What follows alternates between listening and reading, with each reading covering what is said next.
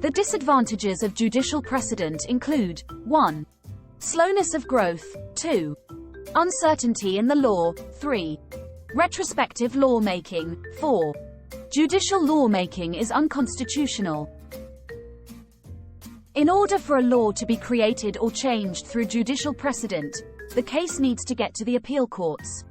Too rigid adherence to stare decisis can cause the law to stagnate and fail to adapt with changes in society and moral attitude.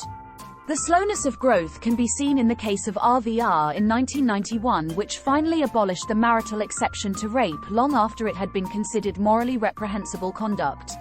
The creation of law is thus a matter of chance as to whether litigants can afford to bring a case and appeal it to the highest appeal courts. Lord Denning in What Next in Law highlighted how a mistake in law in favor of insurance companies took 20 years to get to the House of Lords in Oliver v. Ashman, as insurance companies were paying out last minute to avoid a ruling from the highest appeal court. Too much use of distinguishing and overruling can create uncertainty in the law. This can be seen in the old law of provocation, where there were two conflicting lines of authority as to whether mental characteristics could be taken into account in assessing whether a reasonable person would have been provoked to do as the defendant did. See for example R.V. Raven and R.V. Ahluwalia in support of allowing mental characteristics, and Luke Theat Twan, R.V. Smith, Morgan, and Attorney General for Jersey v. Holly, which held that mental characteristics could not be taken into account. After numerous cases back and forth, eventually Parliament was forced to step in and legislate on the matter in Section 54 of the Coroners and Justice Act 2009. Too much use of distinguishing can also create uncertainty. This often occurs where a precedent is seen as unfair, so numerous exceptions to the rule emerge to cover different circumstances. For example, the rule requiring complete performance in discharge of a contract as established in Cotter v. Powell had at least 5 exceptions.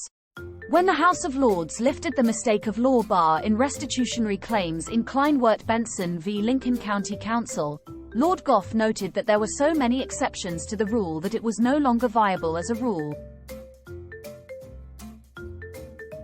According to Blackstone's Declaratory Theory 1765, judges do not make law, they simply discover and declare what the law has always been. Whilst many academics and indeed judiciary question the validity of the theory, it is accepted that common law does have retrospective effect. This creates problems, particularly in criminal law, where the creation of a new crime can result in punishing a person for something which was not a crime at the time it was committed. See for example, the cases of RVR and Shaw versus DPP. In RVR, the House of Lords changed the law with regard to marital rape, and in Shaw they created a new crime of conspiracy to corrupt public morals. Irrespective of the morality of the defendant's conduct, at the time they committed the action, it was not a crime, it only became criminal when declared so in court. An appreciation of the retrospective effect of lawmaking can also stifle judicial creativity. For example, in R.V. Cunningham, the House of Lords refused to overrule R.V. Vickers on the mens rea of murder. This was because many who had been convicted of murder under the Vickers ruling had been subjected to the death penalty. If they changed the mens rea, they might only have been convicted of manslaughter.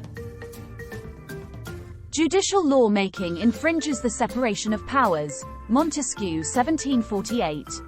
Parliament is best placed to make the law as it is democratic. Laws are fully debated in both houses of Parliament.